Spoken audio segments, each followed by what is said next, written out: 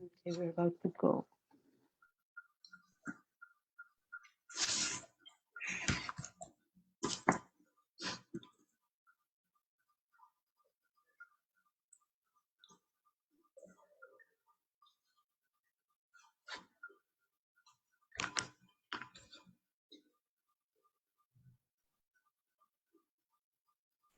And we're live. Assalamu alaikum, everyone, and welcome to the first episode of PEP Foundation's discussion series by the name of Conversations.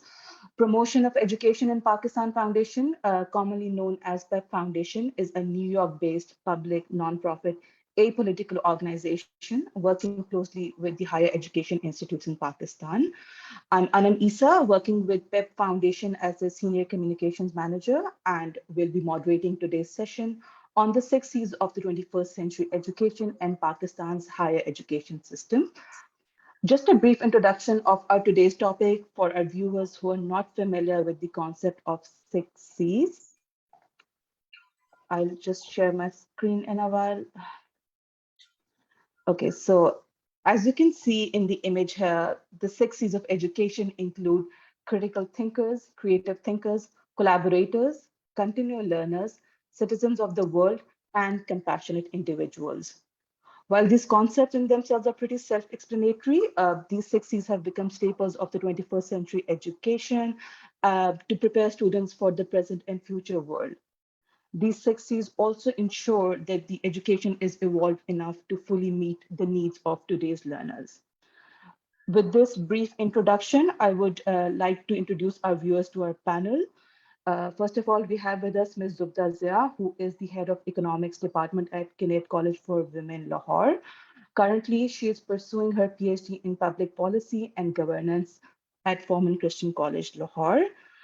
Up next, we have Dr. Nauman Abdullah, who's heading the Department of Education at Virtual University, Pakistan. Dr. Nauman has a vast experience of teaching and research in higher education institutions of Pakistan. With a doctorate in education, Dr. Nauman has published over 30 research articles in the field of education in several peer-reviewed national and international journals. Higher education happens to be one of the major research interests of Dr. Nauman. Then we have with us Saher Aslam. Saher is a current student of ACCA, and she has previously completed her FSc from the Punjab board. With Saher, we have Farwa, who is an undergrad student of economics at the Kinnaird College for Women. Saher previously has Farwa previously has completed her A levels from a private institute in Lahore. Thank you very much, all of you, for joining us today. Since we have a lot to unpack, I would be moving straight to the discussion questions. And my first question would be from Ms. Zubda and Dr. Nauman. We usually hear this very common assumption that A-level students are somewhat different from the FSC students or the matriculation students.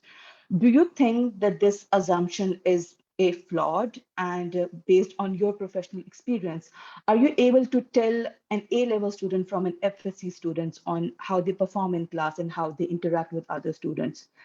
If Ms. Zubda could answer the question first, and then we move on to Dr. Nauman. Thank you. Over to you. Assalamu alaikum, Anum. I hope I'm audible. Yes, you are. Yes, you All are. right. Assalamu alaikum, everybody. Thank you, Anum, for inviting me to this very interesting discussion, and I'm hoping to, take home some very important tips with me. Your question is very pertinent, and yes, to some extent, this assumption is absolutely correct. I've been teaching for the past 18 years, and I've had the, chance of teaching the A levels, O level students as well. But मेरा Kinnaird के साथ experience is almost 18 years old. I started teaching in 2005. And over these 18 years, what I've observed is the minute a student from the O levels or an A levels background steps into the class, the confidence level, the body language, the demeanor, you can tell that the student, she or he belongs to a different educational stream as compared to the metric students. Okay? And then when it comes to interaction with these students, the clarity of the concepts that they exhibit, the level of participation that they display, the opinions that they communicate, with the other fellow students in the class, the marked difference hota hai as compared to the metric के stream के जो बच्चे आते हैं और जो intermediate के stream के बच्चे आते हैं. So not just in their conceptual clarity, but the way they communicate. After one of the C's is strong communication, right? So through their communication skills, they basically exhibit a huge difference. और जिसकी वजह से I can easily tell कि कौन सा बच्चा O level stream से और कौन सा बच्चा matriculation से. Although I myself did my metric, ages back, decades back. उस वक्त as such इतना O and A levels popular नहीं था. तो कुछ हद तक homogeneous kind of environment से हम सारे आते थे. But of course the pedagogical skills vary from schools to school. Right? I came from a convent background. वहाँ पे teachers का पढ़ाने का तरीका, they also emphasize conceptual learning. But over these 20, 30 years, we've seen that the difference, this gap between these two streams of education, that is the matriculation and U and A levels, it has widened immensely. And the differences have become really, grave. So yes, that assumption is absolutely correct. It's very easy. You can easily detect कि कौन सा बच्चा matriculation से और कौन सा बच्चा O level से. Thank you very much, Zubda. Dr. Nauman, do you have a similar observation to share with us, or do you disagree? Thank you very much. First of all, for having me in this session, and thank you very much again for a wonderful introduction. Coming back to the question, I think yes, you can tell. One thing that I agree is that the confidence level is relatively more of an O level or A level student than compared to metric or FSC student. They are more vibrant, yes. They have more broader knowledge base, yes. But I think attributing that alone to the education system is not just, because mostly those who are doing O levels and A levels are mostly from affluent families. The major contribution has to be socioeconomic status. So they get the opportunities in their life, the whole learning opportunities they get from since the birth till the education. It is totally different from those which we get from the public sector education system or a normal matriculation education system. So I don't think that attributing this alone to the education system is a just thing, but we have to see in totality. Talking about merely the education system, yes, the SLOs are different, the syllabus is different, the knowledge base is different, so that definitely adds. But that alone, I think, is not the only factor that contributes to the difference in the individuality of an O level or A level student compared with a metric or intermediate student. So this is what I had to add in this discussion. Okay, thank you so much. So just a little reminder that the purpose of the discussion is not to kind of pitch the two systems against each other. It's just to share our common learnings from one system and see how we can incorporate the same learnings into the other system. So with the same question, I would now like to move forward towards Farwa. And I would ask you that, do you feel that your peers coming from another education system, they perform differently than you? If yes, in what ways? Are there good or bad differences? What do you have to say about it? And then I'll ask her to share her opinion on the same question. Assalamualaikum everybody. Regarding your question, yes, I do think that there is a very visible difference between the way students from A-levels perform and the way FSC students perform. They're brilliant, mashallah. They have very sharp brains. They can memorize a lot of things at once. And I think students from A-levels kind of lack that. But at the same time, whatever it is that they learn from their textbooks in their classrooms, I feel like they fail to apply that in their real life. And just if we're talking about my class specifically, probably watching this, and I'm so sorry, but you give them an open-ended questions and they start writing endlessly. They're like, "Isko kya karna hai? Ye to book se hai hi nahi." So I feel like they don't have the ability to think critically. They do not use their own brains to think about something. They're only going to talk about what they've been fed in a classroom. That's pretty much what I think about it.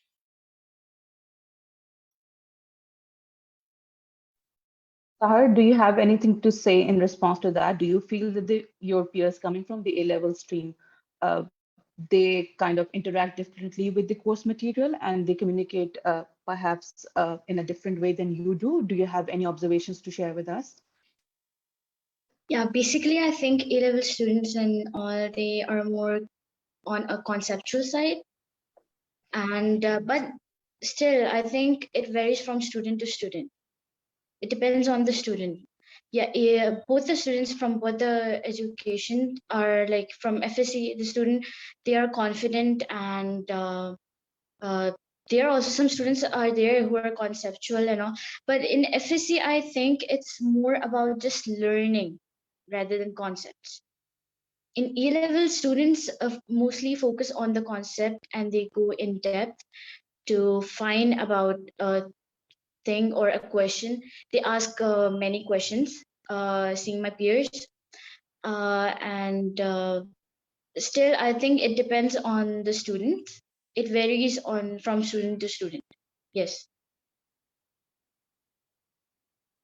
Thank you so much for the insightful response. Moving on to our next question, which is from Ms. Zubda and Dr. Nauman. Um, if you could tell me that as per your experience, do you think that high school education systems are inculcating critical and creative thinking skills in their students? Um, is there a difference based on the education system, and do you think that their ability to think critically and creatively varies because of the system that they come from?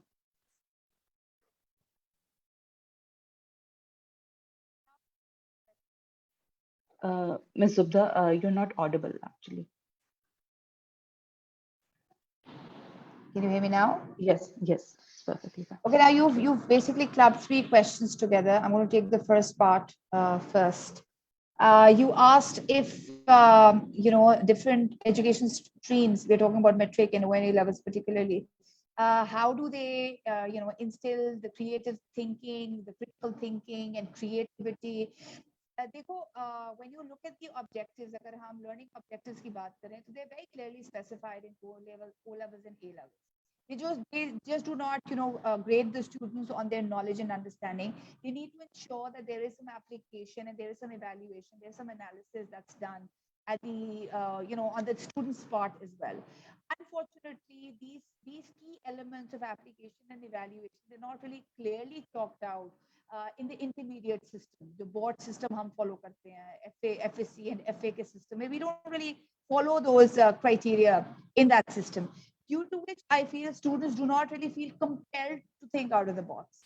Like Farwa said, the FA students, they're more or less more inclined towards memorization. You hardly see any answer that's different from the rest of the answers. You generally see the answers which are readily available in the notebooks, in the guides that are available in the shops, and the ultimate objective is to score marks. That's about it.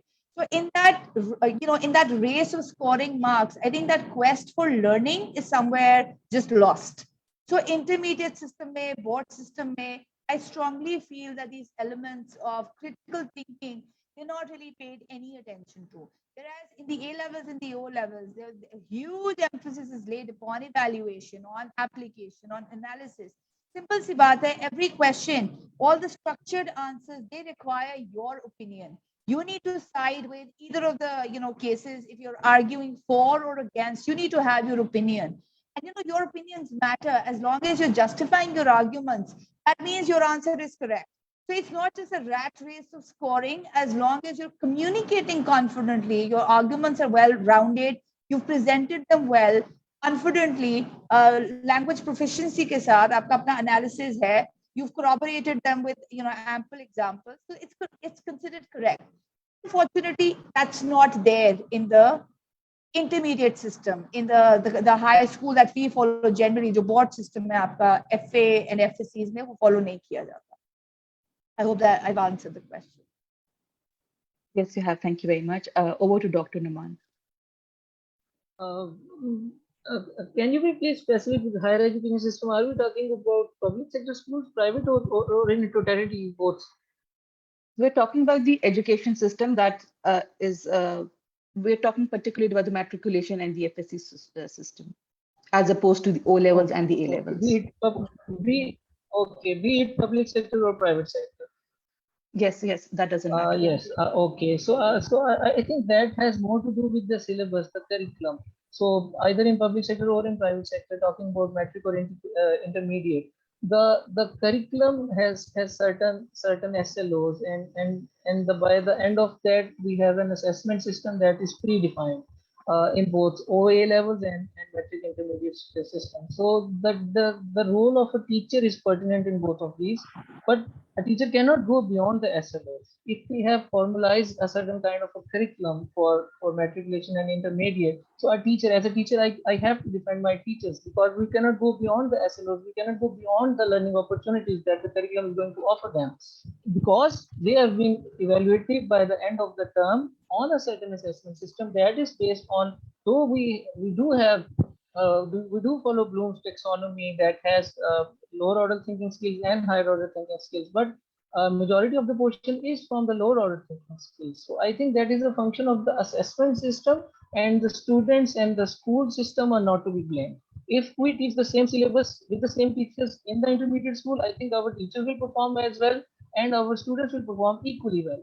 This is just how we are teaching to them, and this is what how we are gauging these two individuals separately. So if those two students are being evaluated on a different parameter, I think there is no justification of comparing them as a product at the end, because those have been educated on a different level, and those have been evaluated on a different level. Dr. Nauman, I disagree slightly, because if you, for instance, I teach economics, right? अब economics का कोई भी concept उठाएं, as far as the intermediate students are concerned, वो students की approach भी is just riveted on scoring marks. They generally do not really seem interested in gaining extra knowledge or quoting real life examples. उसको apply करने में ज़्यादा interested नजर नहीं आते हैं. Primarily, it could be because of the archaic syllabus. It could be because of the assessment criteria. Both these elements, the syllabus and the assessment objectives, they're present in the other system, that is the O and the A levels. So that goes hand in hand. The syllabus, the curriculum, and the assessment objectives, I feel they're more progressive in O and A levels, whereas the intermediate system that we've been following for like ages, that's regressive. And goes both for the teachers and for the students. Since you mentioned the socioeconomic background that most of the teachers come from, generally in the intermediate sector, you incentivize them, you put in money, you train them accordingly, you give them the monetary benefits, and I think they'll start performing well as well. Because when you compare the teachers who are teaching in the O and the A levels, the salary packages are pretty handsome. So they have like a hefty incentive to work towards, right? So I think what pehle wala point, economics is everywhere.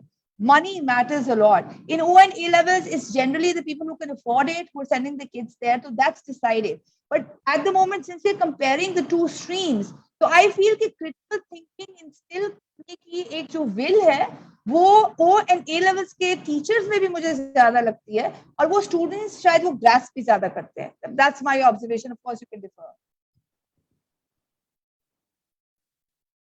Yes, I totally respect it, but that has to be based on some merit, and the merit is the outcome system. So if I am an intermediate student, I know that if I write from my own, that will not be graded because of my assessment system. But as an O-level, A-level student, I know if I write my own input, then I will be graded a good marks. So then I will try hard to delve into my thoughts, delve into my insights, and pen them down on the paper. So I think these are two different schemes. I don't see that comparing these two is justified at any stage, because these are two parallel systems. It is just like comparing a madrasa system. They are there to produce hafiz. They are there to produce ulama. They're not there to produce critical thinkers of economics, of mathematics, of similarly of when we're talking about education system.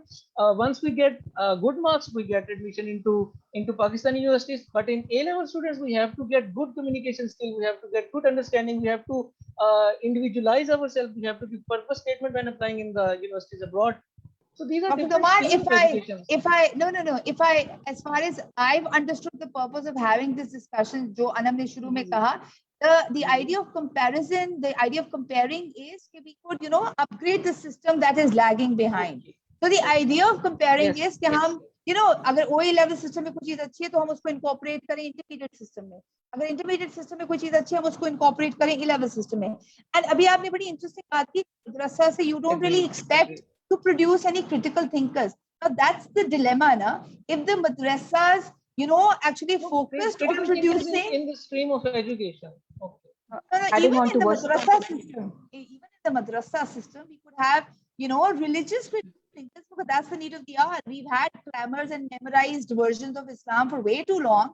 Had we focused on, you know, turning out critical thinkers from madrasas, I think these three streams could have been at par with each other. So I disagree there as well. With due respect. In an ideal situation, Yes. these three must go hand in hand.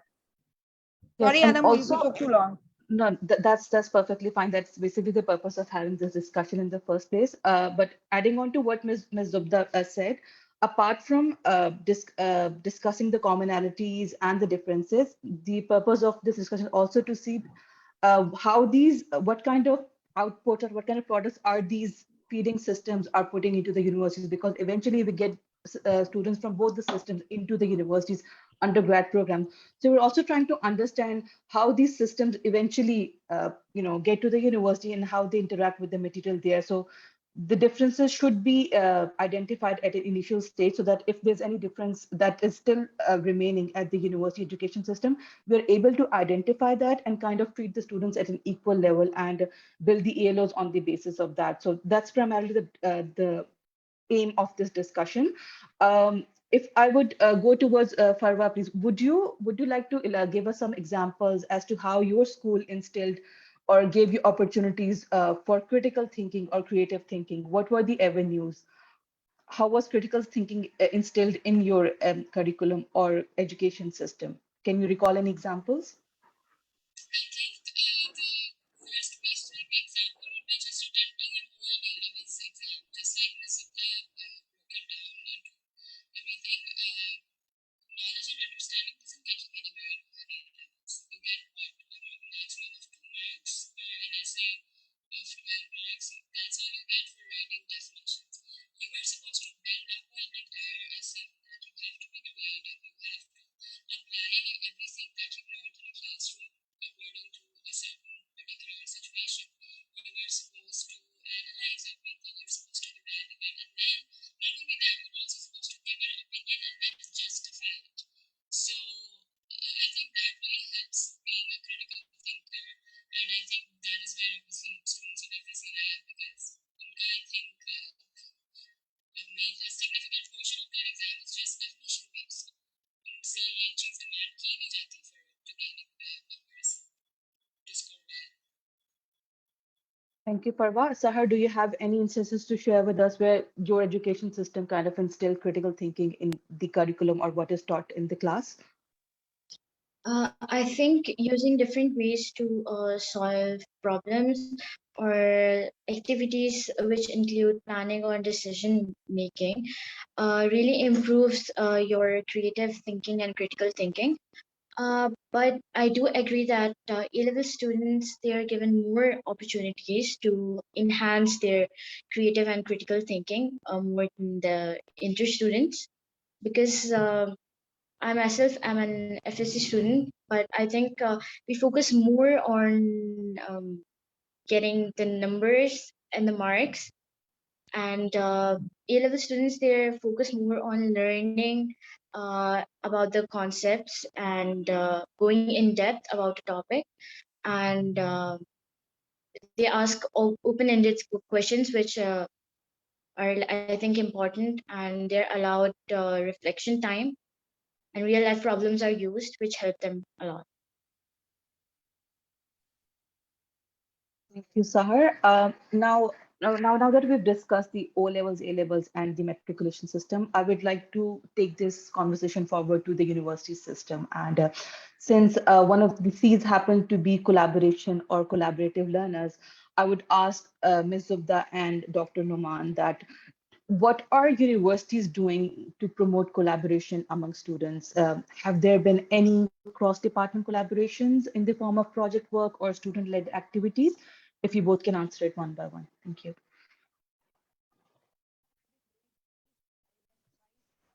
You need to fix your mic again. It's again not audible. Am I? Yeah, Okay, sorry for this. no, that's Um, fine. as far as we're concerned, we're very lucky. Kinnaird happens to be one of the most dynamic, institutions in Pakistan. One of the dynamic colleges in the country. We're an all-women university, and I, speak with utmost pride that our student body, our student council, happens to be one of the robust, the most dynamic bodies at Kinnaird. Right? You're talking about collaboration. We have approximately 28, 29 clubs and societies where students from different disciplines, they come together. They whatever ideas they have all the liberty, they have all the freedom to execute those ideas. I happen to be the advisor for Kinnaird College Debating Society, one of the most dynamic societies at Kinnaird College. And I can speak with the same passion about all the societies and clubs. So I feel it's not just the academics that shape the personality, of a child, of a student. More than the academics, I think it's the extracurricular activities that provide the platform where the students, they come together, they share ideas, and that's the platform where we can instill tolerance in them as well. Because at times you don't really like the people you're working with, but you need to, have the capacity to work with them peacefully. You need to collaborate with them. So the student council, I feel, at Kinnaird plays a pivotal role in facilitating the girls to collaborate on different ventures, people coming in from different disciplines. And then secondly, we have the system of majors and minors. So if a student of economics wants to take up some courses of political science or law or international relations, they're allowed to do that. So in that capacity as well, I think this interdisciplinarity, this multidisciplinarity allows students from different majors to collab and execute their different ideas in a very, very amiable environment. So I think, yes, if I speak for my university, if I speak for Kinnaird College primarily, so I think we're really privileged in the sense that we facilitate the students in every possible way, be it the extracurricular activities, which are, a huge array of activities that take place at Kinnaird. और अगर आपका Kinnaird की students से if you interact, you can tell the difference. The way they've been trained, the way they've been trained to think critically, the way they've been trained to communicate confidently in a dignified way. Different learning experiences उनको extracurricular activities provide करती है. And I'm a huge advocate of students, healthy student activities on campuses. उनको एक बड़ा अच्छा एक opportunity मिलती है to vent out and to think positively and to engage in positive activities. So yes, I feel universities are playing their role. Over to you, Dr. Nauman, please. Okay, thank you very much. Yes, I agree with the co-curricular aspect that we are offering in undergrad and postgrad students. But talking specifically of the scheme of studies and the degree programs, I think at undergraduate level, the collaboration in other departments is not required. But yes, at postgraduate level and in higher education, MPhil or PhD, collaboration with other departments is required. Especially ACC is contributing a lot in this regard. They have been offering projects, research grants based on the collaborations. They are not focusing on single one domain. They are requiring the proposals that need to integrate with other degree programs, other disciplines as well. So ACC, from the ACC, the policy is very clear. They require us universities to have collaboration with other departments. So by talking about social science, education, economics, psychology, sociology, social work, these all come under social science, social sciences discipline. So there is a possibility of collaboration. But talking about undergrad level, Madam Zubda has very rightly said that co-curricular activities, student societies, clubs, these activities contribute these 6 Cs or part of these 6 Cs in our students. Talking about academically, I think it is more practicable in higher education. Thank you. Thank you very much, Ms. Gupta and Dr. Nauman. Now, Farwa, if you could tell us a bit about collaboration and how do you feel that during your, now we're talking about the university experience primarily, how do you think collaboration has kind of helped you in learning in a better way? Or has it even helped you or not helped you in the first place? So that's going to be my first question. And if it has, How has it improved your learning? Okay, I think for starters, it has made me extremely patient and resilient towards everything. And I think it's like one of this working in a team is one of the skills that you need the most when once you enter the corporate world. And working in groups and working in pairs or making assignments and presentations together, it teaches you a lot of patience. It teaches you how to get work done from other people. It teaches you how to lead a group. So I think that is pretty much the most integral part of working in a corporate world, and especially like if you want to go for leadership or something similar, you need to be able to convince people to do things, and I think university offers you to do that a lot, especially at Kinnaird. So much, Sahar. Would you share your experience with us in terms of collaborating with other peers and how that has helped in your learning experience? Yes, I think collaboration really helps us students, and planning activities which give us the opportunity to work and collaborate together and to learn and grow from each other. So collaborative learning is not only to develop higher level of thinking skill in us, but to boost our confidence and self-esteem as well. So I think it's very important. And yes, my college has collaborated with big universities such as A University, etc., for the projects as I was in pre-engineering. So we did different kind of projects, IT projects even, which were really helpful for us to learn from each other and grow up. Thank you. Thank you, Sahar. Now, moving on to the next C, which is about compassionate learners and compassion. Ms. Zubda and Dr. Nauman, do you think that the instilling of compassion is very important, or how important do you think is the instilling of compassion in the students? And do you feel that the traditional assessment methods and the grading systems kind of affect the development of such behavior in our students?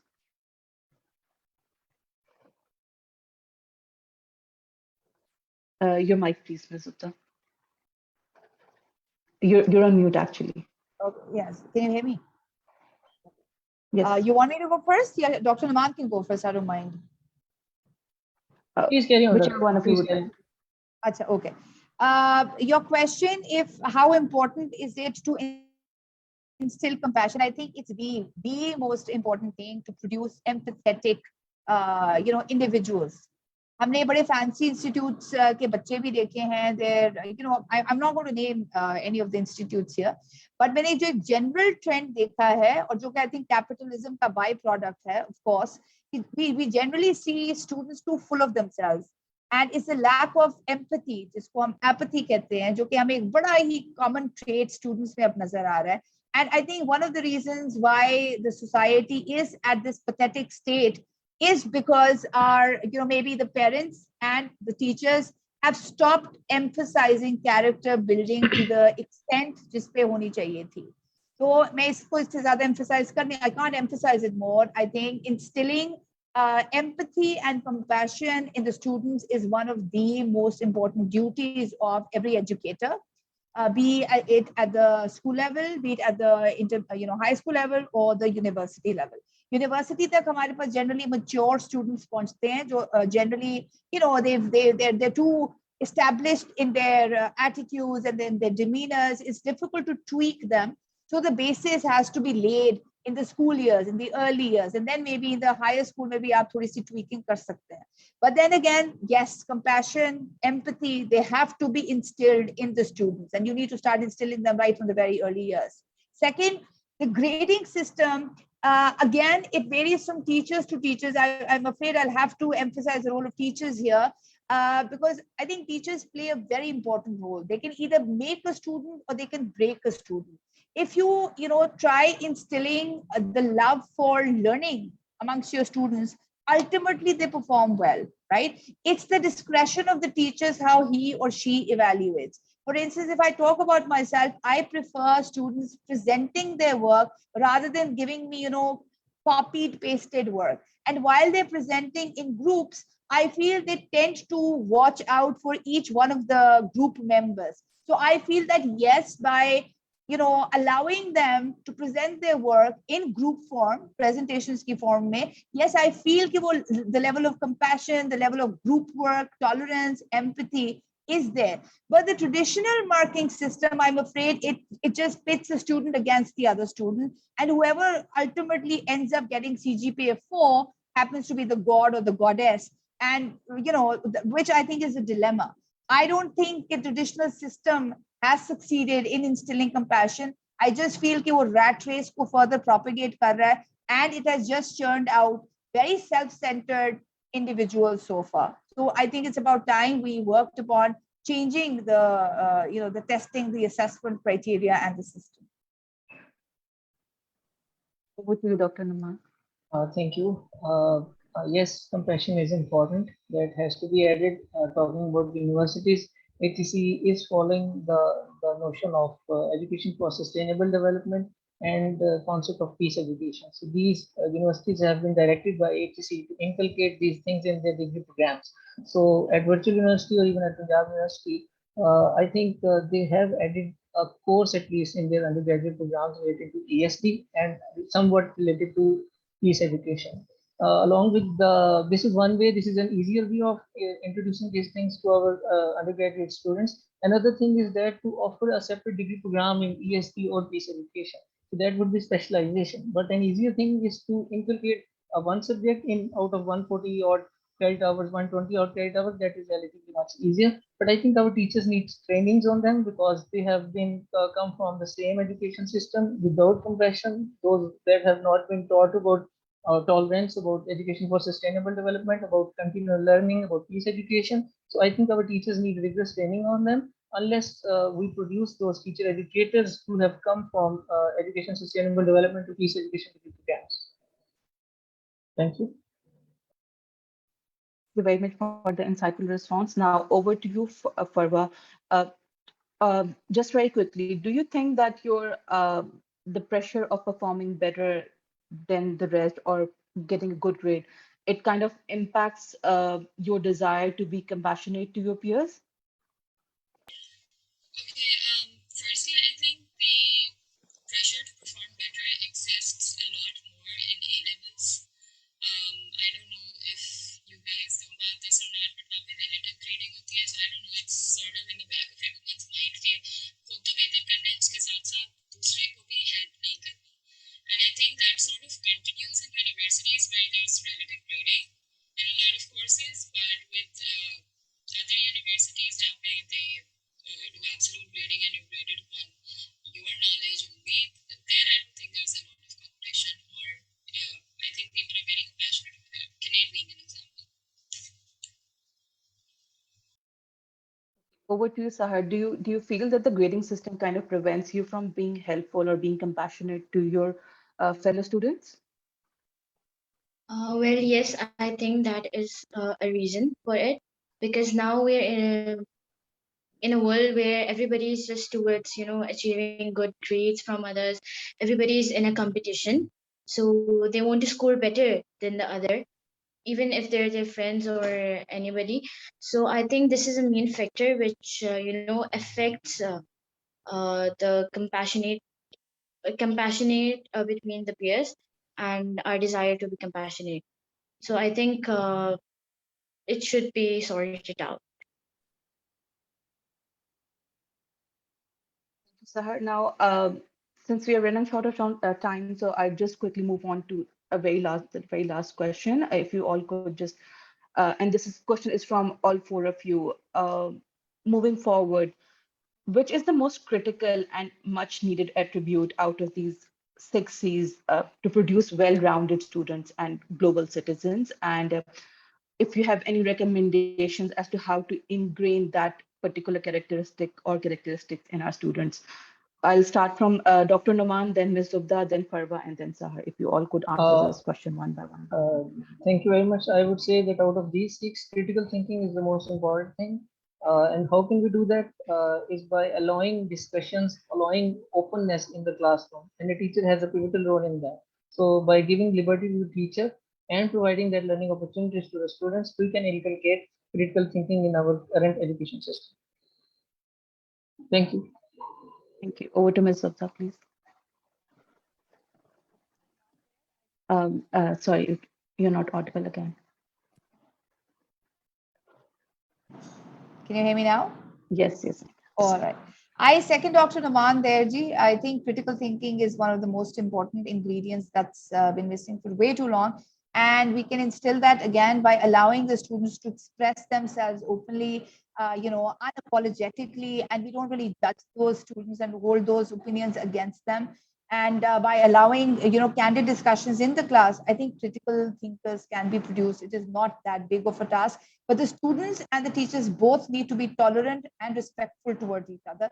ये नहीं हो सकता कि students से आप expect करें और you're not respectful towards the students. It goes both ways. So there has to be a level of mutual respect and understanding between the students and the teachers, and only then critical thinking can easily be, generated. Thank you. Over to you, Farwa. I would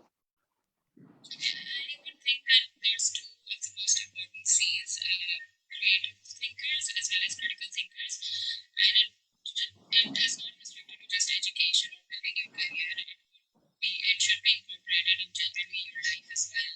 It's really important to do that.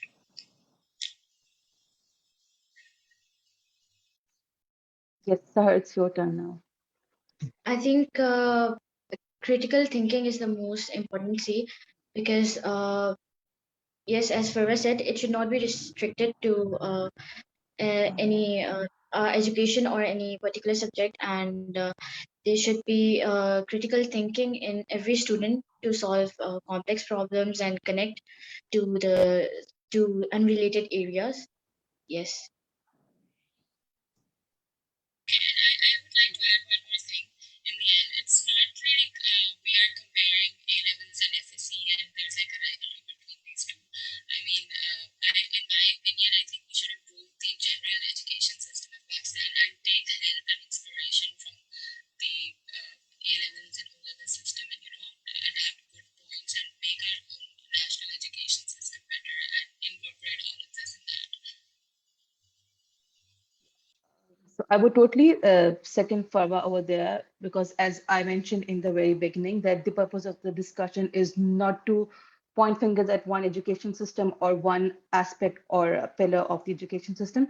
It is just to identify learnings and what can be instilled from one education system, what can be learned from one education system and applied to the other education system, so that the overall education system of Pakistan could be improved holistically. And that is basically the end goal of this conversation. And we hope to have to conduct such conversations in the future as well. Since the topic of 6Cs is very broad, that we were unable to cover all of those aspects in today's conversation. We'd be looking forward to conducting another session in the future where we could address the rest of the topics and perhaps delve into a deeper discussion. But thank you so much to all of the participants for such thoughtful and insightful responses. I would like to conclude the today's session, and again, a huge thanks to our panelists for engaging in a riveting discussion. To the viewers who joined us, thank you very much, and I hope to see you all next week. Have a great weekend, everyone. Thank you once again, and Allah Hafiz. Thank you. Thank you for having us. Thank you.